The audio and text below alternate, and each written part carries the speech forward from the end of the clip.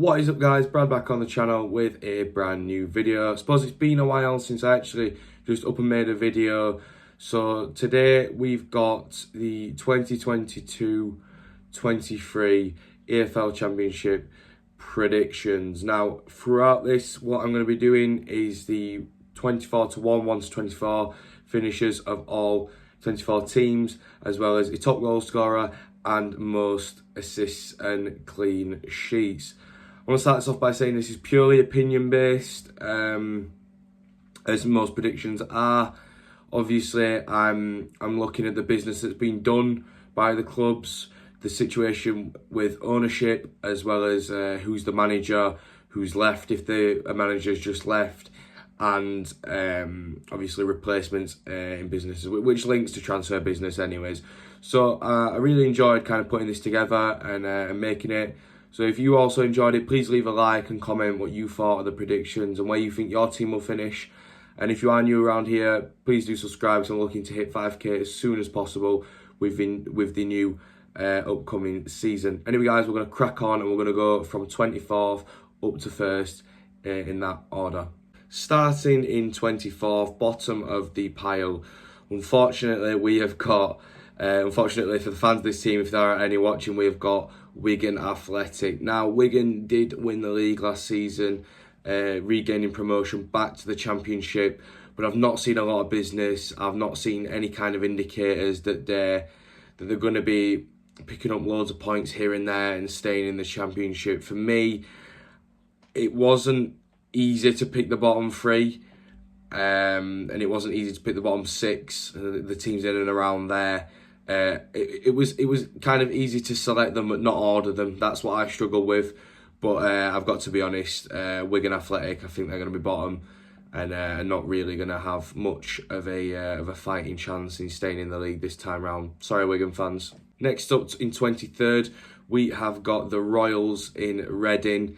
Now, since we played them in the playoff final, they've been on a bit of a roller coaster, downward spiral. It's not been great season after season. Last season they were very much flirting with the relegation spots, in and amongst that, and they were very, very fortunate to not be in the drop come the end of the season, with more of a case of three teams being worse than a case of them being much better, and that's just my view on it. Paul Ince is the manager this time round, I believe.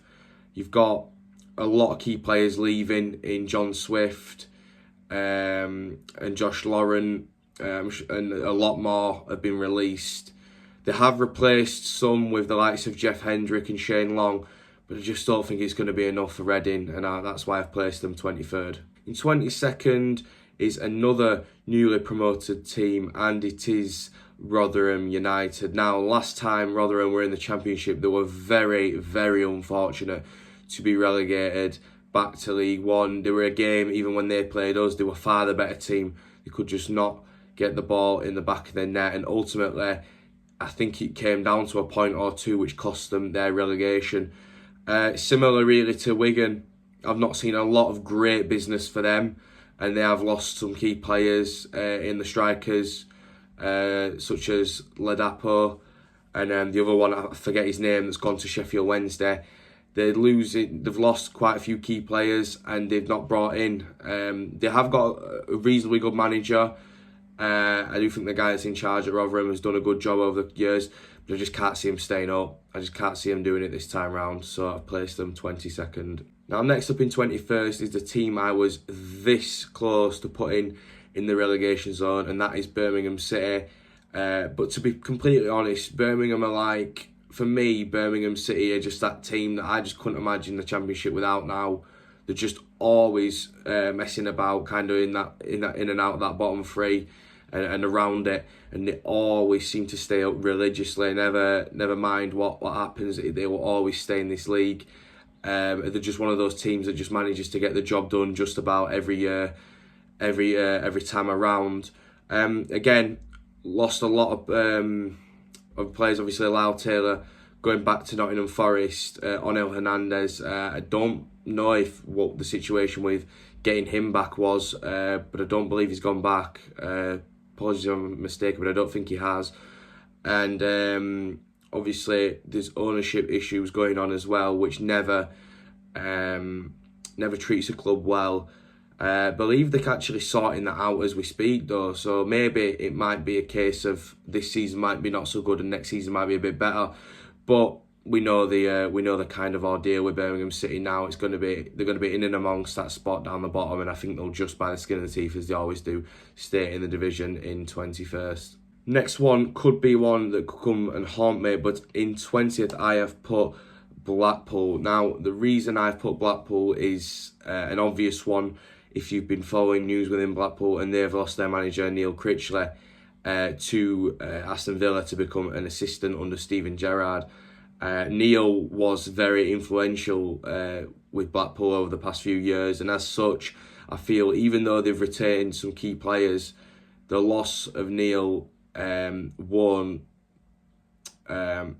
be something that will just allow the club to carry on as they were. As such, I think it's gonna make them struggle this season, and like a lot of teams at the bottom, you know, a lot of teams I've placed at the bottom are very interchangeable. I've ordered it the way I have, just based off personal preference and how I view it. But a lot of these teams down the bottom end could be in trouble and could be swapping in and out week after week with each other. So yeah, 20th we've gone Blackpool. Next up we've got a team that's slowly but surely trying to get themselves out of that mess down the bottom, and that is Hull City. Now, Hull, you could argue, would have a better season and would finish higher, but I'm not seeing like there are signs. You know, there were signs in some games last season, but I'm just not seeing like a massive improvement really in the squad.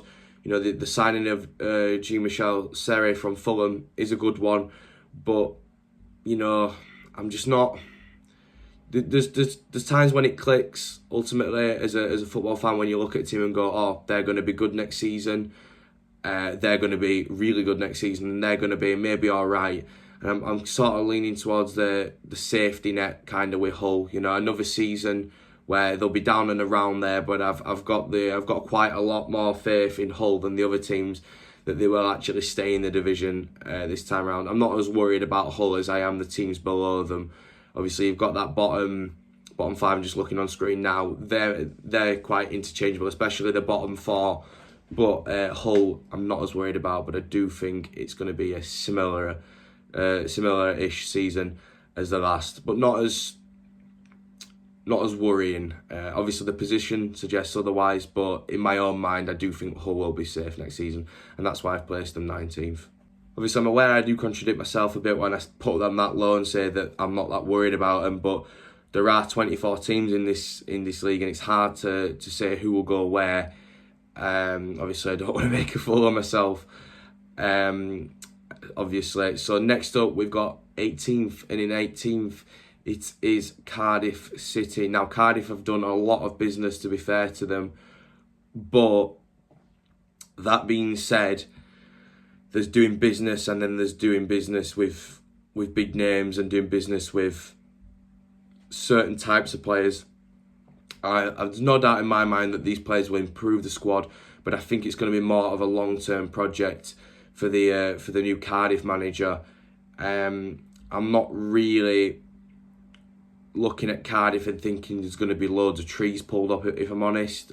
Cardiff are a club I quite like, to be fair, so I'd quite like to see them do well, but it's just not looking like it's going to be an instant success, you know, like an overnight success. I'm kind of looking at them and going, yeah, they're making progress, but it's more going to be a slowly but surely for me. So Cardiff, that reason, are in 18th. Next up, in 17th, we have got the final of the promoted sides, and that is Sunderland. Now, a lot of people are expecting Sunderland to like take the league by storm and go up in the top 10, and I could be very wrong, but I think it's getting increasingly hard between League One and Championship to Prem, and adjusting to the way that obviously the way that the teams in these leagues play.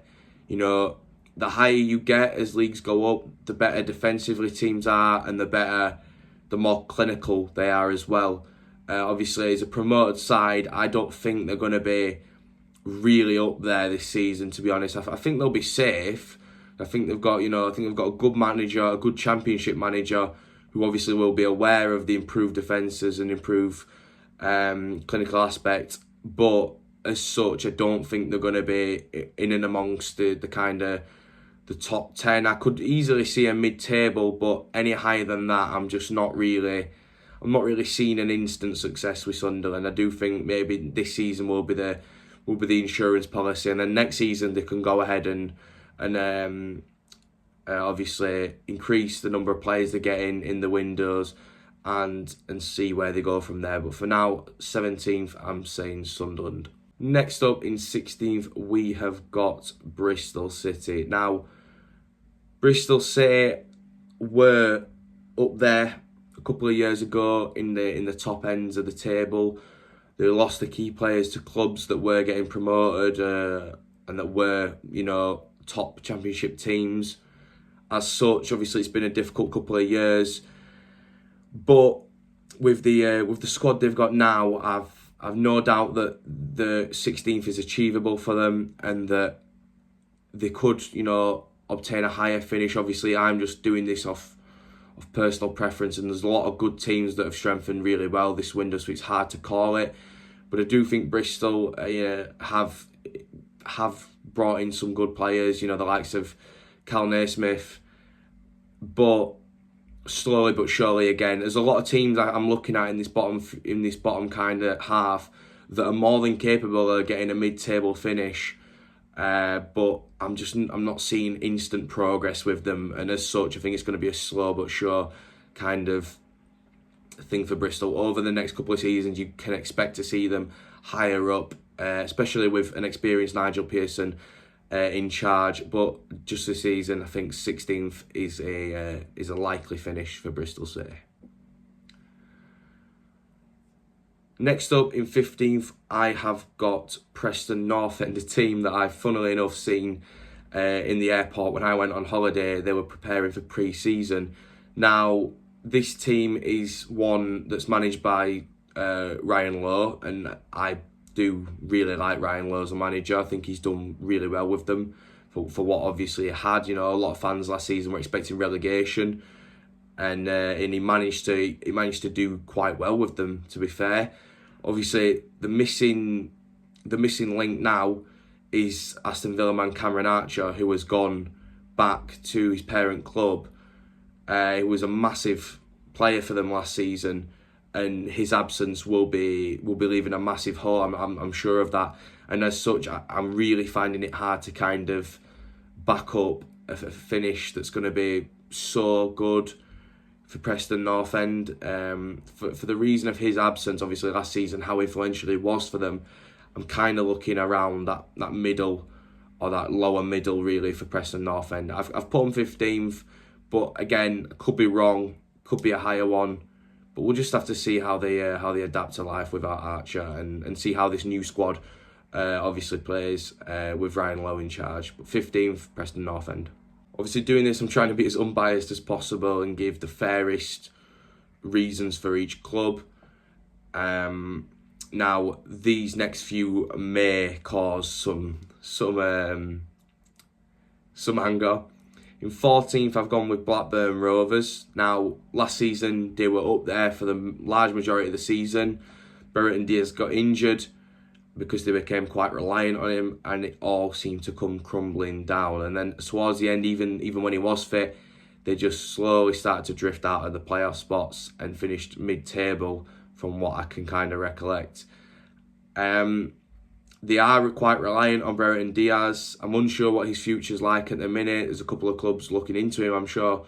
But the main thing is the loss of the manager. So losing a manager after having a certain style really can change the kind of, obviously, the way you play, the personnel, as well as formations and many other aspects. And I think this could be a reason why they might not be as up there this season and might be kind of lower down in the table. Like I say though, I'm sure they could finish higher, but it all depends on how they adapt under the new manager. So 14th is Blackburn Rovers. In 13th, we've got another team that have just recently lost their manager. and for the same reason as Blackburn, I've put them together, and that's QPR. Don't get me wrong, they've got some really talented players and got a really nice squad. I did do especially last season, but obviously with the loss of the manager, like I say, it can cause things.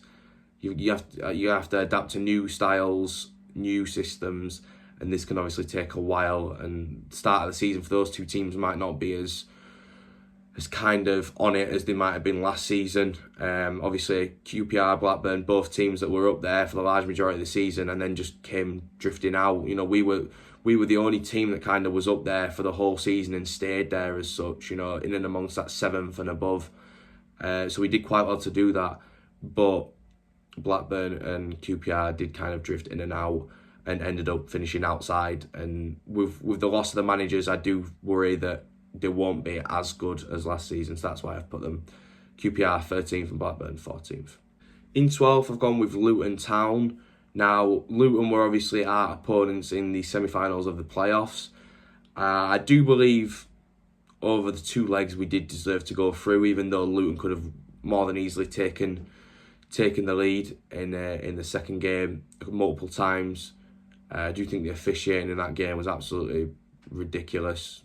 More so in the final, obviously, but what can you do? It's never going to change. But Luton have strengthened. They did lose Naismith, but obviously with Nathan Jones in charge, you can expect good things from Luton. The reason I've put them this low down isn't to do with Luton specifically. It's just to do with how other teams have changed, adapted, and done their business. And I do think that it could be difficult for Luton to kind of do exactly what they did last season. Finishing in 6th was a marvellous, brilliant achievement for Luton, but it's going to be hard to replicate that for them, I'm sure. They're more than capable of achieving it, but like a lot of teams on this kind of list, but I'm just not thinking in my head that 6th will be where they'll be come the end of next season. Next up in 11th, getting higher and higher as we go, we have got Millwall. Now, Millwall's always a team that I've kind of, past couple of seasons, I've fancied for promotion, but they've always kind of let themselves down away from home. At home, they're solid as a rock, but away, they just seem to try and play for too many draws, and it's caught up with them, unfortunately. Gary Rowett's in charge. Do rate him as a manager, to be fair, and I do think they've brought in a couple of good signings with the likes of Ian Fleming. We've been interested in him for a while, so the fact that they've got that deal done on a permanent, quite cheaply as well, I'm sure he'll be a really good player for them. So they have lost the likes of Jed Wallace, but I do have faith in an experienced Championship manager and Gary Rowett to be able to lead them to at least a mid-table finish this season. I'm not maybe not seeing a higher finish as much as other teams, but I do think they're capable of finishing in that mid-table 11th spot, and that's why I put them there. In 10th, I'm going to get so much hate for this, but we have gone with West Bromwich Albion. Now, they have strengthened well, and they already do have a good squad, but I just don't think that the players they brought in fit Steve Bruce's style at all. Steve Bruce plays a very specific style of football, obviously, and I just don't think that the players he's brought in really kind of fit that criteria really as such. I think Jed Wallace is a great Championship creator, as is John Swift, but I'm really not kind of seeing where they'll kind of, how they're going to thrive playing a specific type of football under Steve Bruce. And I've seen before, Steve Bruce struggle in the Championship. I've seen him have a couple of jobs now where it's not to be. I do think he's a good manager in the Prem in maybe keeping teams organised. I think defensively he'll have teams. I think defensively he will have West Brom sorted, but I just don't think they're going to be really as creative as they could be under a different coach, and that's why I've put them 10th. I think they're more than capable of being higher, like they were supposed to be on paper last season, like everyone said. But I'm just not seeing top 6 really. They're capable, but I just don't see it personally. So that's why I've put West Brom in 10th. In 9th position, I have gone with my beloved Huddersfield Town. Now, obviously, the way that it's worked this window has been very Huddersfield Townish, I have to be honest. Losing Carlos Corberan, whatever the reason may be, he's gone.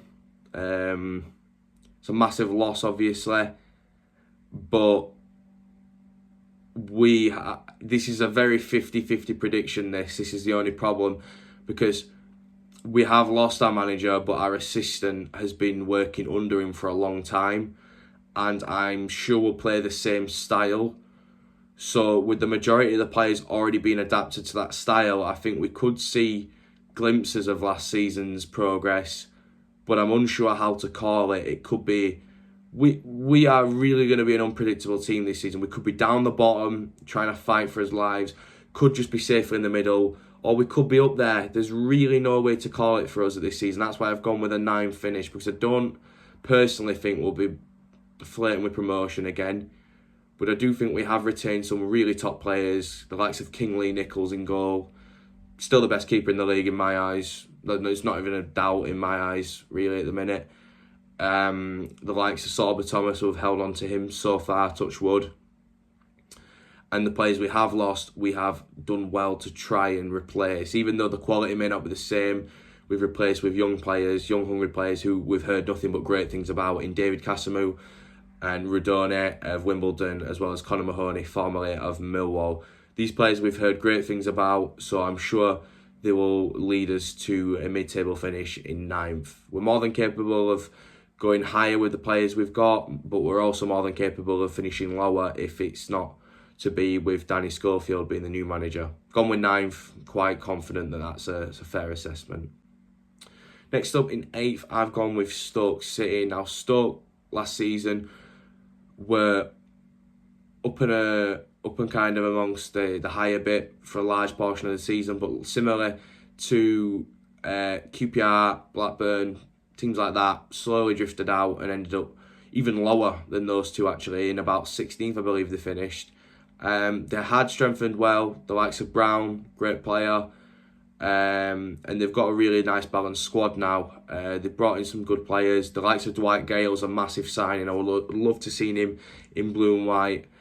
There are rumours of an attitude problem, but at the end of the day, if you score goals in this league, the team you play for will be safe and sound. So I've gone with Stoke City at 8th, and I'm pretty happy and confident with that prediction that that's reasonable. Like I say, they're capable of higher, especially with the likes of a striker like Dwight Gale, but we just have to wait and see whereabouts they're at come the end of the season. Now, in 7th, so kind of this top 7 now was really hard to predict, especially the order. The main thing was the order, to be honest. Now, this is a team that I've followed for a couple of years now, and they're one of those teams, like, the progress they've made is how the teams lower will be making their progress, and it's Coventry City in 7th. Slow but gradual progress over the course of seasons. Under former Town man Mark Robbins, they are doing bits, slow but surely. Last season, the only thing that did them was consistency. Otherwise, they would have been in that last playoff spot in my eyes. You know, when I looked at teams that I didn't want to play on their best, Coventry were one of them. And they came to our ground and they absolutely rumbled us. You know, they scored a 90th minute equaliser, which, to be fair, is still a robbery on us because it's the 90th minute, but more of a robbery on them because they deserved all 3 points that day. They were an absolute class team, one of the best to come to our ground and one of the best fan bases as well, I have to add. Really, really strong all-rounded team from what I'm gathering. Obviously, last season, consistency was an issue. If they can smash that, they can definitely be up there. But I think they'll just, once again, miss out on the playoffs. But slowly, but surely, I think they will get there one of these seasons. 7th, Coventry City. So obviously, the team you support, if it's not been heard, you're obviously aware that I've placed them in the top 6. And now we're going to get on to the order. In 6th, we have got Swansea City. Now, I am a really big fan of the way that Russell Martin has his team set up, playing football, you know, holding on to possession is a really good way of playing. The difference in the two Swanseas that we've got is one holds onto the ball and does nothing with it, and then one does. With the likes of Joe Pirro and Obafemi, you know, really, especially Obafemi, really getting into his stride last season. Obviously, Pirro was already established as a striker, but Obafemi really getting into his stride last season. They have lost Flynn Downs to West Ham, but I'm quite confident that overall within the team, they're going to be a force to be reckoned with this season. And they're a bogey team for us always. We never really beat them. The only time we beat them was in COVID, and we did the double on them. But since then, we've not beat them, and before, we rarely beat them. So I can expect another 6 points to Swansea, really, or 4 at best for them. But yeah, I'm feeling really confident they're going to have a much better season than last, because there were glimpses of it, and towards the end it did look like they were making a push, but ultimately time from the beginning of the season did catch up on them. So yeah, I'm gonna go with 6, Swansea City. In 5th is going to be another one of them teams that were up there for a large portion and just slowly drifted out and missed out at the last second, and that is Middlesbrough. Now, with Chris Wilder managing them, obviously you can only expect great things. He's a really top class manager. He's achieved brilliant things with Sheffield United, and I'm sure he will do with Middlesbrough.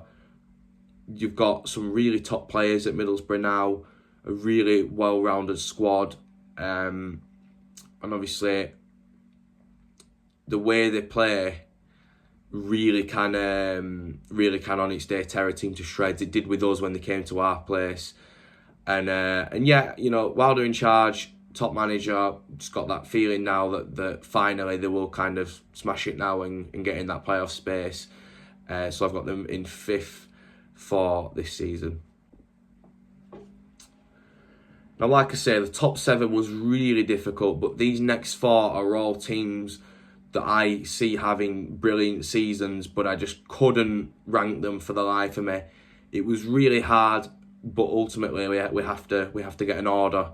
So in 4th, we've got Norwich City. Now, they usually do come down and absolutely walk this league, but they've lost players since then, and I'm not looking at this Norwich as the same way I am the last Norwich. I think they have gradually got a little bit worse. They have got the money, obviously, from the parachute payments, so we'll just see where they're at come the end of the season. But I do still think they're a top team for this standard. I do think a 4th finish is more than a fair assessment for Norwich City. Into the top 3, the last of the playoff spots now in 3rd, and I have called it as Sheffield United finishing there. I think they were... Obviously, I'm not going to be able to say an opinion on this without being biased or salty or the rest of it, but I think Sheffield United were very, very, very unlucky not to be at Wembley last season alongside us. Ultimately, it was Bryce Samber's heroics that stopped that, but I really do feel for Sheffield United in that they didn't get the chance to regain promotion to the Premier League. Obviously, in that final, it would have. Do you know what? It would have been nice to have an All Yorkshire final as well. I said this because I've always had a soft spot for Sheffield United, but ultimately it wasn't to be for them. This season, I do think it's going to be another similar kind of ordeal where they're going to be up and around it. They took a while to get going last season, but I do think this season they're going to be on it from the off. Retained a lot of key players. They have lost Morgan Gibbs-White, but aside from him, they've kept a lot of key players, and I do think that with Heckingbottom having his first full season there, well, it's not his first, but you know what I'm saying. With Heckingbottom having a get go from the off, I really do feel as though this season you can expect great things from Sheffield United, and as such, I've placed them in 3rd. 2 teams left now, it's 2nd and 1st, so if you support them, you're aware of who is up there, you just don't know the order. Now, this was really difficult. It really did come down to a case of what I think about the managers more than the kind of more than just the teams. So in 2nd, I've gone with Burnley. Now, I'm going to try and back my point. Vincent Kompany has not managed in England before, so I think it's going to take him a bit longer to adapt. But I think overall, the quality of Burnley this season, the likes of Scott Twine, brilliant signing, along with countless, endless others that they've made, I really do think they're going to be on it this season, and I really do think that they're going to be up there. Before the window, I wasn't keen, but after seeing how they've strengthened in comparison to the rest of the league, I'm really seeing a strong Championship side there with a good leader. You know, I can't doubt Kompany's capabilities as a leader. Obviously, his management skills, I'm not aware how good or bad they are. So we'll just have to see. But with the squad he's got, I really do think it won't be that difficult of a job for especially finishing in the top 10, you know, with that squad. But I do fancy them to get automatics, and as such, I've put them in second place. Obviously, that leaves only one team left, and in first place, I've gone with Watford. So the Hornets have had it rough past years. You know, I remember when we were in the Prem and we played them and they absolutely wrecked us at their place 3-0. They really look like a team that could be even looking towards Europe. Just all seemed to go a bit wrong for them under different management. But obviously the reason I've put them above is they've retained a lot of key players, and I've just got that feeling that they're going to be just as good as they were last time they were in the Championship, because they did, along with Norwich, do great things. And obviously I've got a lot of faith that they'll be up there in the top 6 at least. But I do think they're going to win it. I've just got that feeling. Obviously, holding on to a lot of good players will always be helpful. And the only reason that they're not second is simply because I'm just not overly... When I say I'm not overly convinced, it is a case of first and second. It's not like I don't think Burnley are going to do anything at all. I do think Kompany will be good. I just don't know if he's just got that capability between second and first. Not that it's going to be far at all, but just for this feeling, I have a feeling that Watford are just going to be on it from the get-go, and they're going to be a bit similar to how Fulham have been in the past few, you know, the past few games that we've seen Fulham play in the Championship. Towards the end, even when they were slipping, they were still convincingly winning games. You know, even did lose one and then win the next one like 4-0. I really feel that Watford are going to be that team this season. So as such, I've put them first. So we are done for the league predictions. Now it is moving on to the top goal scorer, the most clean sheets, and the top assister. So we're going to start with the first one, which is the top goal scorer. Now, there are a lot of really good strikers now in this league, more than capable of hitting high numbers. I don't think there's anyone that's going to break Mitrovic's record. I do think that'll be hard to break, but there are a lot of good players in this league. It's hard when I'm thinking about it. You know, you really got to think about what teams are actually going to be up there, because obviously there's no point saying the likes of... Obviously, the only anomaly in the past few years was Andreas Weimann. Obviously, Bristol being so low down and him still getting 22 goals was a ridiculous achievement. I'd have loved to see him at Town this season, but obviously, he's going to be such a key player for Bristol. I really don't think they're going to be letting him go anywhere at all. Majority of the time, though, the top goal scorers are the ones at teams that are in the top 6. For that reason, I find myself looking in the top 6. There are a couple of ones that you'd look towards, but I have gone with Swansea City's Joe Pirro. I really do rate him. I really do think he's one of the best strikers in this league, and I think this season, under a kind of Swansea that don't have to adapt to the new manager, I really think he's going to be dangerous. I think he's going to be absolutely ripping some teams, especially down the bottom end, to shreds. So I've gone with Joe Pirro as the top goal scorer in my predictions. I did say I would try not to be biased here, but it's going to be very difficult for the next one. Next one I'm going to go with is assists. And as such, I am going to go with Sorba Thomas for that. I think he had a class season last season, and we have retained... So we did lose Carlos Corberan, but we have retained Chico, our set-piece coach, and I do think from set-pieces we have become a very, very top team in that aspect. I thought we scored most last season, I think, I kind of recollect. But Sorba Thomas, class act last season, getting 12 assists. You know, the likes of Jed Wallace and Antoine Semenyo, Bristol City, did also get the same number. But I just think Sorba's going to be absolutely different class this season. And even if we do finish as low as 9th or even possibly lower, I do think a lot of our outlet is going to be from Sorba this season. And as such, I think he's going to be the top assister in this league. So in terms of clean sheets, it's going to be hard. But ultimately, for me, there's only a couple. I have just actually started recording and realised that I've changed my mind. So for me, it's between 3 who could be up there. It's between Bartosz Białkowski.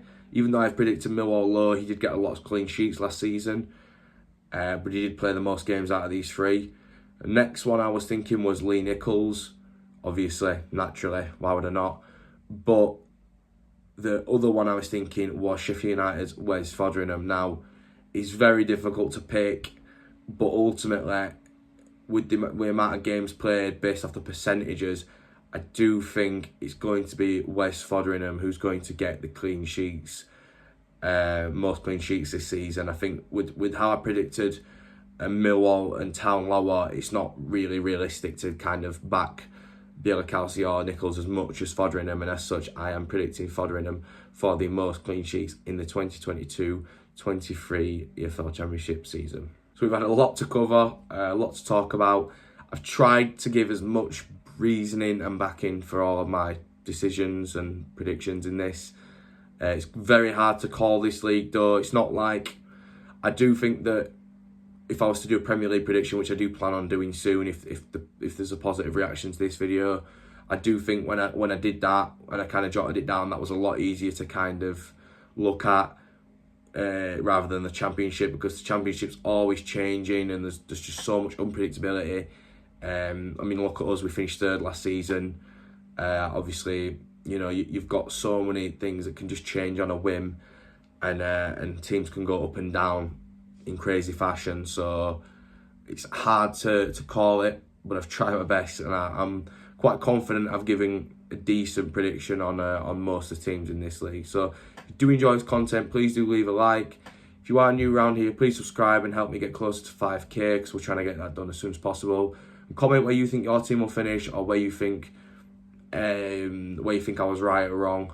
What you think about this manager, that manager, the business that some teams have done. I'm interested in seeing all what you've got to say in the comment section. Anyway, guys, thank you so much for tuning in. There will be a Premier League prediction if people do want one, if people do like this. And there will also be a preview for Burnley at some point this week. And then there will obviously be the first vlog of the season, and that will be at Burnley. Cheers, guys. Thanks so much for all your support. Stay safe, and I'll see you guys soon. Cheers.